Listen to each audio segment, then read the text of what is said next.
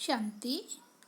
आज है 12 मार्च 2023 की अव्यक्त मुरली है। रिवाइज कोर्स है 18 जनवरी 1994। मुरली का हेडिंग है ब्राह्मण जन्म का आदि वरदान स्नेह की शक्ति। आज चारों ओर के सर्व बच्चों की स्नेह भरी स्मृतियाँ समर्थ बाप दादा के पास स्नेह के सागर समान पहुँच गई। हर एक बच्चे के दिल में दिलाराम समाया हुआ है और दिलाराम के दिल में सर्व स्नेही बच्चे समाये हुए हैं। स्नेह बहुत बड़ी शक्ति है। स्नेह की शक्ति मेहनत को सहज कर देती है। जहाँ मोहब्बत है वहाँ मेहनत नहीं होती।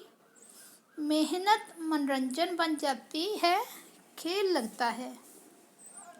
स्नेह की शक्ति देह और देह की दुनिया सेकंड में भुला देती है। स्नेह में जो भुलाना चाहे वह भुला सकती हैं, जो याद करना चाहे उसमें समा जाते हैं। स्नेह की शक्ति सहज समर्पण करा देती है। स्नेह की शक्ति बाप समान बना देती है। स्नेह सदा हर समय परमात्म साथ का अनुभव कराता है। स्नेह सदा अपने ऊपर बाप की दुआओं का हाथ छतर छाया समान अनुभव कराता है। स्नेह असंभव को संभव इतना सहज कर देता जैसे कार्य हुआ ही पड़ा है। स्नेह निष्फल हर समय निश्चिंत अनुभव कराता है। स्नेह हर कर्म में निश्चित विजयी स्थिति का अनुभव कराता है। ऐसी स्नेह की शक्ति अनुभव करते हो ना। बाप दादा जानते हैं कि अनेक जन्म अनेक प्रकार की मेहनत कर थकी हुई आत्माएं हैं। भिन्न भिन्न बंधनों में बंधी हुई आत्माएं होने के कारण मेहनत करती रही है। इसलिए बाप दादा मेहनत से मुक्त होने के लिए सहज विधि स्नेह की शक्ति सभी बच्चों को वरदान में देते हैं। अपने ब्राह्मण जीवन के आदि समय को याद करो तो जन्मते ही सभी को स्नेह की शक्ति ने ही नया जीवन दिया। स्नेह की अनुभूति के लिए मेहनत करनी पड़ी। सहज अनुभव किया ना तो यह आदि जन्म की अनुभूति ही वरदान है। प्यार में ही खो गए। सदा इस स्नेह के वरदान को स्मृति में रखो।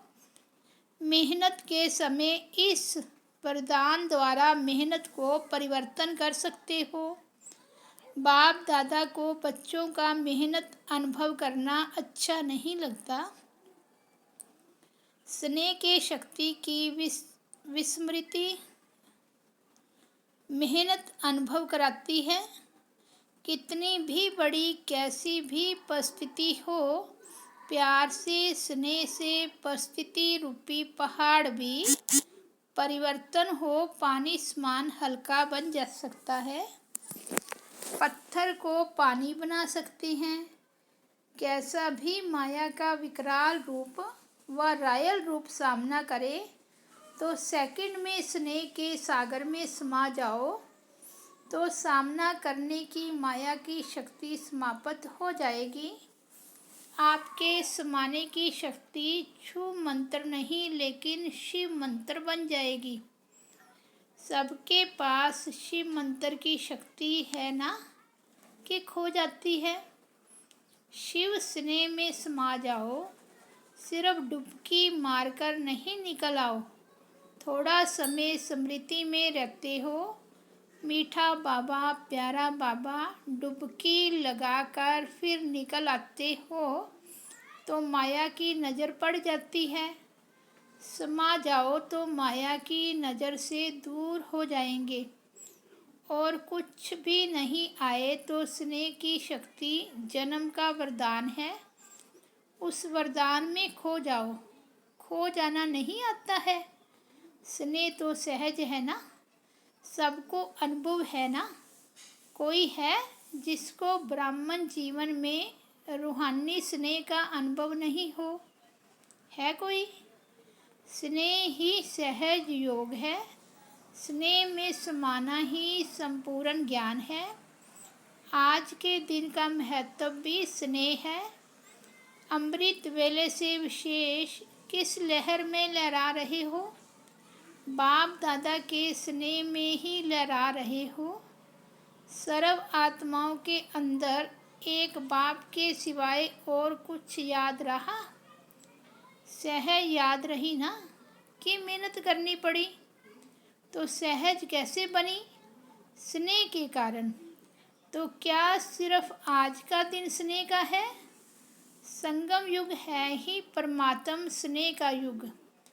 तो युग के महत्व को जान, स्नेह की अनुभूतियों को अनुभव करो।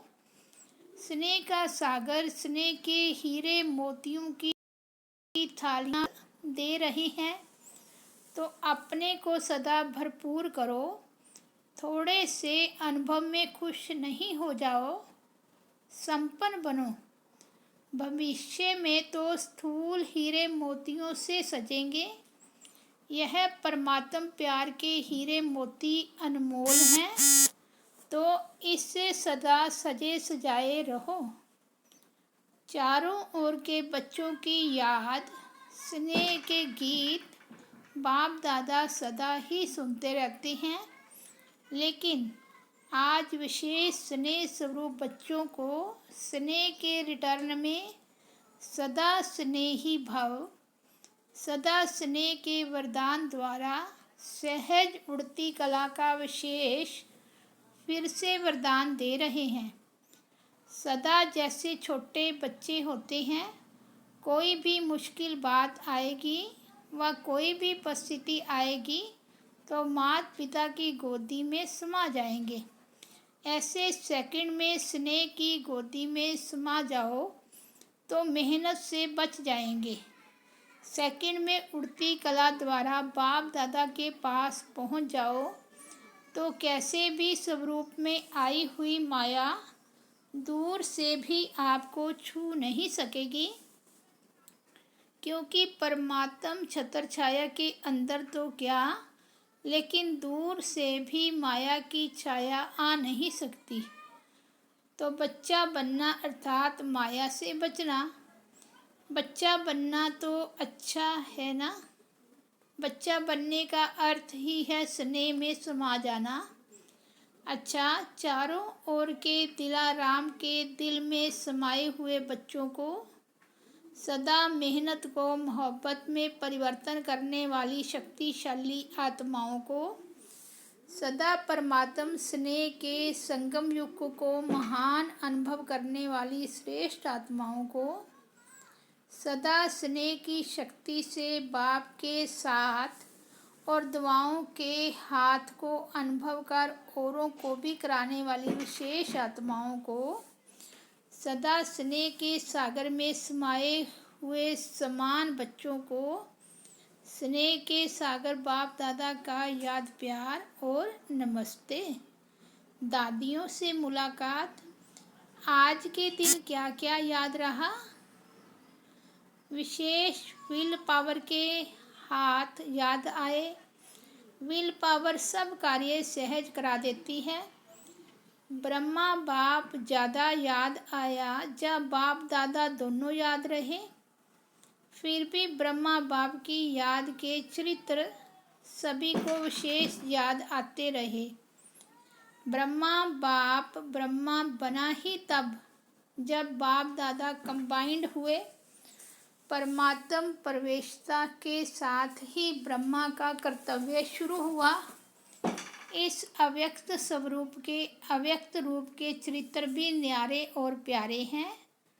25 वर्ष की सेवा की हिस्ट्री आदि से याद करो कितनी तीव्र गति की हिस्ट्री है। अव्यक्त होना अर्थात तीव्र गति से सर्व कार्य होना। समय का परिवर्तन भी फास्ट और सेवा की वृद्धि की गति भी फास्ट हुई है ना। इसलिए अव्यक्त होने से पहले भी को भी तीव्र गति मिली है, तो सेवा को भी तीव्र गति मिली है। अव्यक्त पार्ट में आने वाली अव्यक्त आत्माओं को भी पुरुषार्थ में तीव्र गति का भाग्य सहज मिला हुआ है। अव्यक्त पार्ट में आई हुई आत्माओं को लास्ट सो फर्स्ट का वरदान प्राप्त है। सभा से वरदान को कार्य में लगाओ, सिर्फ स्मृति तक नहीं। समय प्रमाण वरदान को स्वरूप में लाओ। वरदान को स्वरूप में लाने से स्वतः ही फास्ट गति का अनुभव करेंगे। अव्यक्त पालना सहज ही शक्तिशाली बनाने वाली है, इसलिए जितना आगे बढ़ना चाहो बढ़ सकते हो। बाप दादा और निमित्त आत्माओं की आप सबके ऊपर विशेष सदा आगे उड़ने की दुआएं हैं। ऐसे है ना, दादियों की भी दुआएं हैं। सिर्फ फ़ायदा ले लो, मिलता बहुत है, यूज़ कम करते हो। सिर्फ बुद्धि में किनारे रखते नहीं रहो। खाओ, खर्च करो। आता है यूज़ करना? खर्च करना आता है कि संभाल कर रखते हो? बहुत अच्छा, यह संभाल कर रखना है। अच्छाई को स्वयं प्रति और दूसरों के प्रति कार्य में लगाओ। यहाँ खर्चना अर्थात बढ़ना है। जैसे आजकल का फैशन है ना, जो अमूल्य चीज़ होती है वह कहाँ रखते हैं? लॉकर में। यूज़ नहीं करते, लॉकर में रखते हुए खुश होते हैं। तो कई बार ऐसे करते हैं। पॉइंट बड़ी अच्छी है, विधि बड़ी अच्छी है, सिर्फ बुद्धि के लॉकर में देखकर खुश हो जाते हैं। तो आप सभी लॉकर में रखते हो या यूज़ करते हो? अच्छा, पांडव सेना का क्या हाल है? अच्छा है। सिर्फ अच्छा कहने वाले तो नहीं ना। ऐसी सेना तैयार हो जो सेकंड में जो ऑर्डर मिले कर ले। ऐसे तैयार हैं? शक्ति सेना तैयार है। शक्तियों की पांडवों की सेवा अपनी है। पांडवों के सहयोग के बिना भी शक्तियाँ नहीं चल सकती। शक्तियों के सहयोग के बिना भी पांडव नहीं चल सकते। दादी जी ने मैक्सिको की कॉन्फ्रेंस का समाचार बाप दादा को सुनाया। अच्छा है, साइंस वाले तो काम में लगे ही हैं। प्रयोग करने में साइंस वाले होशियार होते हैं ना। तो एक भी अच्छी तरह से योगी और प्रयोगी बन गया तो बड़े से बड़े माइक का काम करेगा। लॉस एंजलिस में भूकंप आया है। यह समय के तीव्र गति की निशानियां समय प्रति समय प्रकृति दिखा रही है। अच्छा, अव्यक्त बाप दादा की पर्सनल मुलाकात। फल की इच्छा छोड़ रहम दिल बन, शुभ भावना का बीज डालते चलो। बाप दादा द्वारा सर्व बच्चों को इस संगम युग पर विशेष कौन सा खजाना मिला हुआ है? खजाने तो बहुत हैं, लेकिन विशेष खजाना खुशी का खजाना है। तो खुशी का खजाना कितना श्रेष्ठ मिला है? तो यह सदा साथ रहता है या कभी किनारे भी हो जाता है।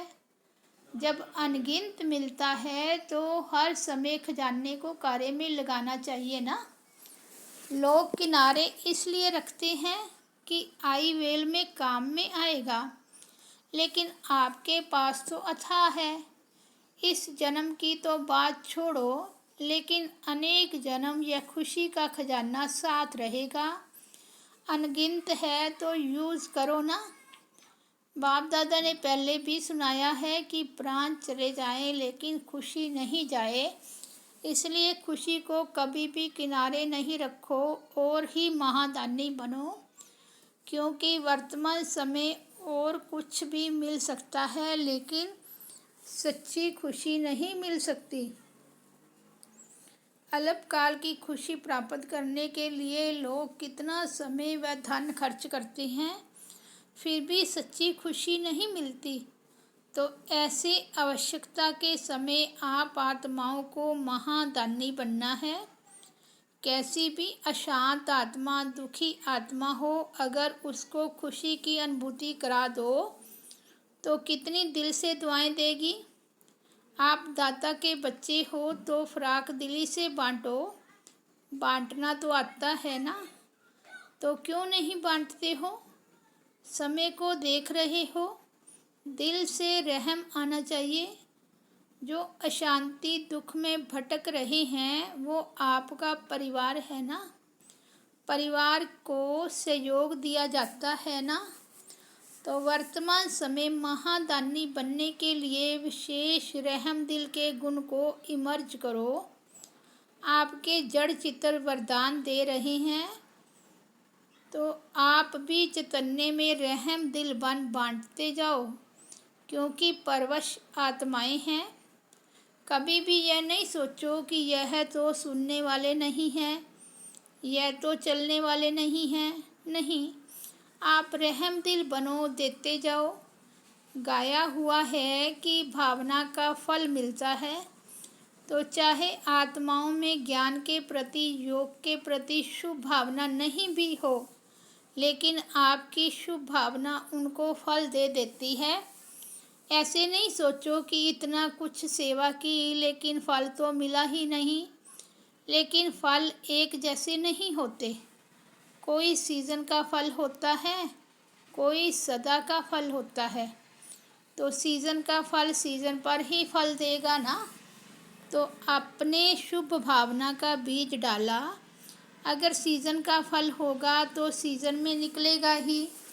वैसे भी देखो, जो खेती का काम करते हैं तो जो सीज़न पर चीज़ निकलने वाली होती है तो यह नहीं सोचते हैं कि 6 मास के बाद ये निकलेगा, इसलिए बीज डालो ही नहीं। तो आप भी बीज डालते चलो। समय पर सर्व आत्माओं को जगना ही है। आपकी रहम भावना, शुभ भावना फल अवश्य देगी।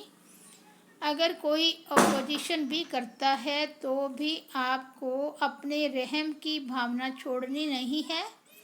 और ही सोचो कि यह अपोजिशन या इंसल्ट, गालियाँ या खाद का काम करेगी। तो खाद पड़ने से अच्छा फल निकलेगा। जितनी गालियाँ देंगे उतना आपके गुण गाएंगे। इसलिए हर आत्मा को दाता बन देते जाओ। अच्छा माने तो दे, नहीं यह तो लेवता हो गए। लेने की इच्छा नहीं रखो कि वो अच्छा बोले, अच्छा माने तो दे, नहीं। इसको कहा जाता है दाता के बच्चे, मास्टर दाता। चाहे वृत्ति द्वारा, चाहे वाइब्रेशन द्वारा, चाहे वाणी द्वारा देते जाओ। इतने भरपूर हो ना, सब खजाने हैं। डबल विदेशियों को देख बाप दादा डबल खुश होते हैं। क्यों? डबल पुरुषार्थ करते हैं। एक तो अपना रीति रस्म परिवर्तन करने का भी पुरुषार्थ करते हैं। बाप दादा देखते हैं कि उमंग गुस्सा मेजॉरिटी में अच्छा है। अगर कभी उमंग गुस्सा बीच बीच में नीचे ऊपर होता है तो आज विधि सुनाई कि समा जाओ, स्नेह की गोदी में छिप जाओ, फिर माया आएगी ही नहीं। यह तो सहज है ना। बीज रूप होने में मेहनत है, इसमें मेहनत नहीं है। और कुछ भी नहीं आए लेकिन स्नेह में समाना तो आता है कि यह मुश्किल है। नहीं तो यह करो। अभी मुश्किल शब्द नहीं बोलना। नीचे आते हो तो छोटी सी चीज़ बड़ी लगती है, ऊपर चले जाओ तो बड़ी चीज़ भी छोटी लगेगी। फरिश्ते हो या साधारण मानव हो। फरिश्ता कहाँ रहता है? ऊपर रहता है या नीचे? ऊपर, तो नीचे क्यों ठहरते हो? अच्छा लगता है? कभी कभी दिल होती है नीचे आने की? नहीं। फिर क्यों आते हो? बाप का साथ छोड़ते हो तब नीचे आते हो। तो डबल विदेशियों को डबल पुरुषार्थ का प्रत्यक्ष फल डबल चांस है। इसका फ़ायदा लो। इस वर्ष में क्या करेंगे? Double service. महादानी वरदानी बनेंगे या खुद बाप के आगे कहेंगे शक्ति दे दो, औरों को भी शक्तियाँ दो। अच्छा है, हिम्मत रखने में नंबर ले लिया। अभी फास्ट पुरुषार्थ कर आगे उड़ते चलो। वरदान है, खुशी के खजाने से संपन्न बन, सदा खुश रहने और खुशी का दान देने वाले महादानी भव। संगम युग पर बाप दादा ने सबसे बड़ा खजाना खुशी का दिया है। रोज अमृत वेले खुशी की एक पॉइंट सोचो और सारा दिन उसी खुशी में रहो। ऐसे खुशी में रहते दूसरों को भी खुशी का वरदान देते रहो। यही सबसे बड़े ते बड़ा महादान है, क्योंकि दुनिया में अनेक साधन होते हुए भी अंदर की सच्ची अविनाशी खुशी नहीं है। आपके पास खुशियों का भंडार है तो दान देते रहो, यही सबसे बड़ी सौगात है। स्लोगन है, महान आत्माओं का परम कर्तव्य है उपकार, दया और क्षमा। महान आत्माओं का परम कर्तव्य है उपकार, दया और क्षमा। अच्छा, ओम शांति।